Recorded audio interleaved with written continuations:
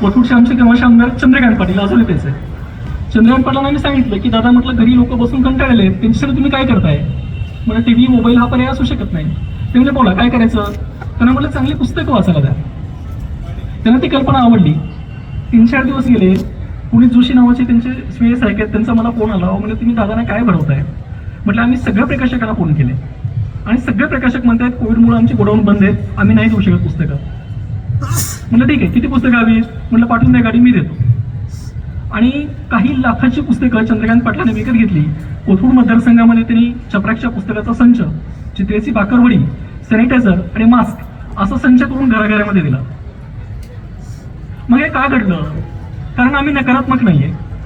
सकारात्मक दृष्टिकोन ठेवून जर काम केलं तर निश्चितपणे यश मिळतं आणि मराठी भाषा नक्की वृद्धिंगत पहिला आणखी खूप पुढे जाईल. भाषेच्या अस्तित्वाची चिंता करण्याची गरज नाही, त्या सगळ्या चर्चा वांजोट आहेत.